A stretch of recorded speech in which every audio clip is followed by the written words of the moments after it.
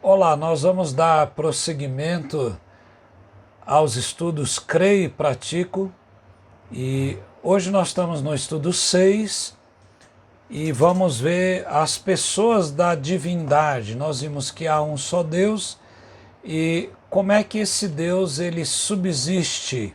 Deus subsiste naturalmente em 3 pessoas e nós vamos ver isso também.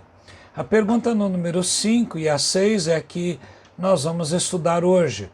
A pergunta 5 faz uma indagação preciosa ao coração. Há mais de um Deus? E então os nossos teólogos do passado disseram que há um só Deus, o Deus vivo e verdadeiro. E eles então se basearam em alguns versículos bíblicos, principalmente Deuteronômio 6,4, quando Moisés diz: escute Israel, o Senhor, nosso Deus é o único Senhor.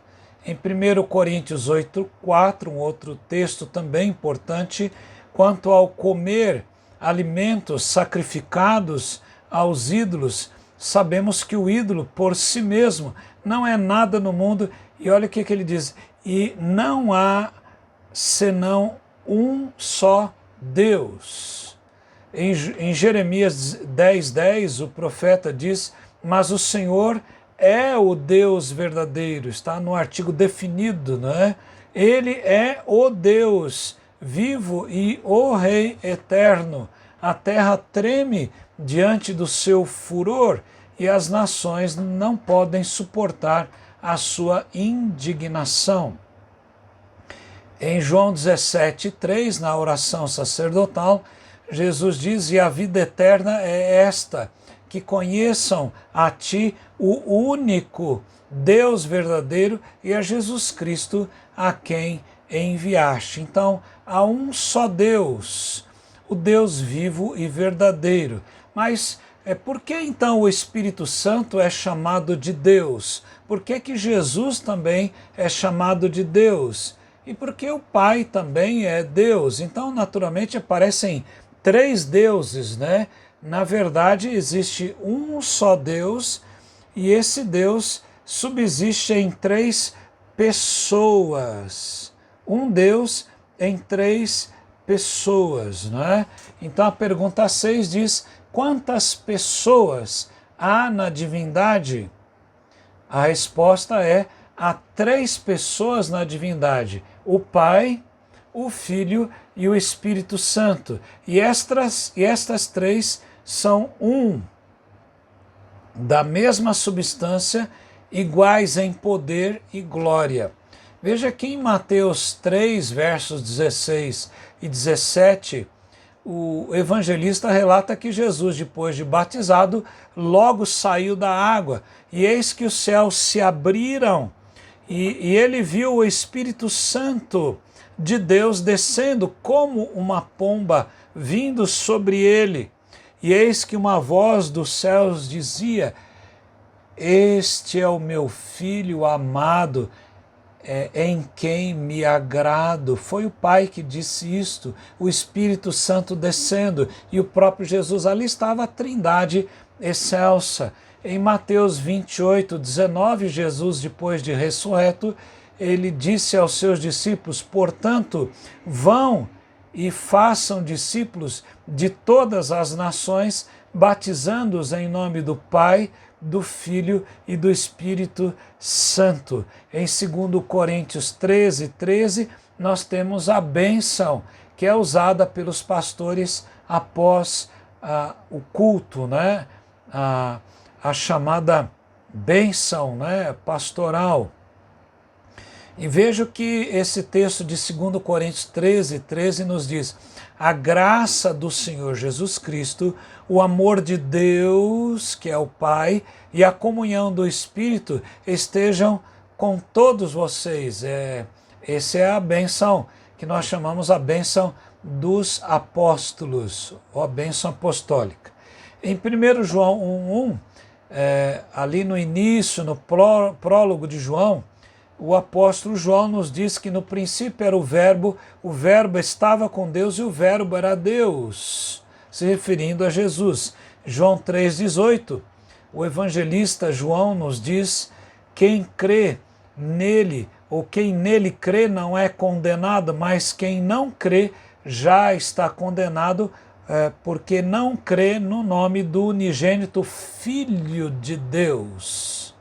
Existe o Pai, existe o Filho de Deus.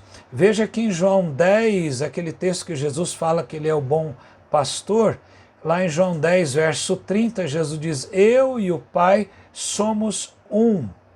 Lá em Atos, no capítulo 5, versos 3 e 4, nós temos a morte de Ananias e Safira, porque eles fizeram um voto e quebraram aquele voto que tinham feito. Não precisavam tê-lo feito, mas o fizeram, consagrando aos pés dos apóstolos aquilo que eles possuíam. E era interessante esse texto, que o texto registra, Atos 5, logo no início, versos 3 e 4. Então Pedro disse: Ananias, porque você permitiu que Satanás enchesse o seu coração para que você mentisse ao Espírito Santo, retendo parte do valor do campo. Havia uma fome muito grande e era preciso que as pessoas doassem dinheiro e alimentos para matar a fome daquelas pessoas. Por que vocês retiveram parte do valor do campo que vocês disseram que iam vender?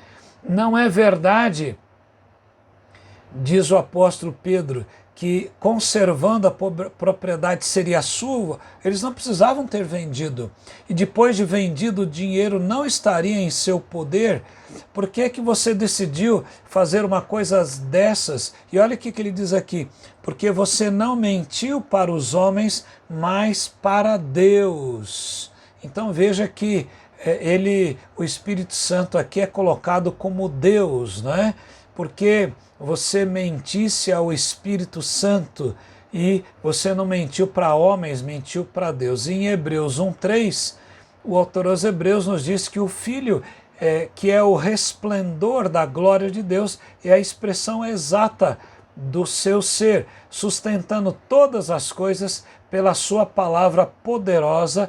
Depois de ter feito a purificação dos pecados, assentou-se à direita da majestade nas alturas. Então veja que há um só Deus, o Deus vivo e verdadeiro, e esse Deus subsiste em três pessoas: o Pai, o Filho e o Espírito Santo, e essas três são um Deus, um só Deus, em mesma substância, iguais em poder e glória.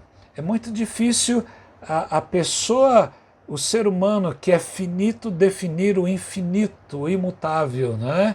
Para nós é muito difícil, mas nós podemos definir naquilo que a palavra de Deus define. Então, se Deus subsiste em três pessoas e há um só Deus, então o que eu devo fazer? Eu devo crer neste Deus, no Pai que tem uma vontade boa, agradável e perfeita, no Filho que realiza a vontade de Deus e no Espírito Santo que nos dá uma vida de santificação, aplica a palavra de Deus quando nós estamos lendo. Enfim, nós somos muito abençoados através da Trindade excelsa. Que o Senhor também abençoe você e a sua casa. Amém.